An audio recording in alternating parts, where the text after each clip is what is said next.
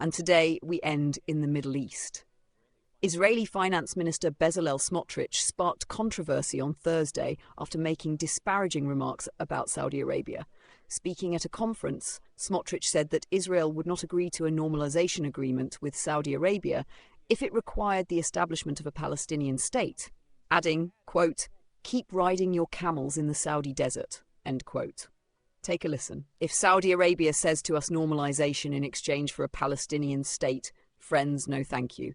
Continue riding camels on the sand in the desert, and Saudi Arabia, we will continue to develop, really, with economy and society and state and all the great and wonderful things that we know to do.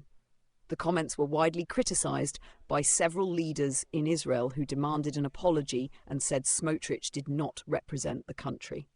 Hours later, Smotrich issued a statement acknowledging that his remarks were inappropriate. At the same time, he added that he expected Saudi Arabia not to harm Israel, deny Jewish heritage, or interfere with the historic rights of the Jewish people. My unplanned and unsuccessful remark about Saudi Arabia was indeed out of place, and I regret it, but I'm also not willing to accept hypocrisy. Just as I don't intend to offend the Saudis, I expect from them not to offend me, or rather offend us. And anyone who denies the living and very deep connection we have to the regions of our homeland in Judea and Samaria offends us. Smotrich's statements come shortly after the Knesset passed a preliminary reading of a bill that would apply Israeli sovereignty to settlements in the West Bank. The vote was approved despite opposition from Prime Minister Benjamin Netanyahu and his party. Many members of the Israeli Leaders' Coalition supported annexation as a response to international recognition of a Palestinian state. In fact, Smotrich himself had previously called for annexing 82% of the West Bank, a proposal that has raised concerns among regional countries. The annexation bill and Smotrich's comments also complicate relations with the United States. President Donald Trump has stated that he would not allow Israel to annex the West Bank. West Bank, don't worry about the West Bank.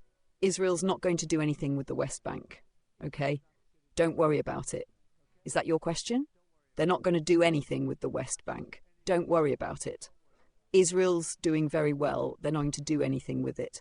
Meanwhile, President Trump is also expected to host Saudi Crown Prince Mohammed bin Salman at the White House in November to discuss advancing an Israeli-Saudi Arabia normalization agreement. And Saudi Arabia has long maintained that normalization with Israel must be conditional on a clear, time-bound plan toward the establishment of a Palestinian state.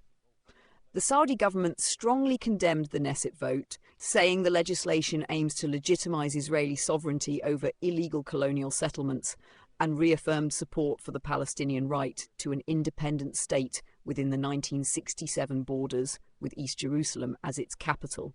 Smotrich's comments and the Knesset vote have highlighted the challenges facing Israel in balancing domestic political pressures with regional diplomacy. But Saudi Arabia remains firm that normalization will only happen with progress toward a Palestinian state, while Israel's far-right government continues to push for sovereignty over West Bank settlements. Subscribe now for more updates. We appreciate your support.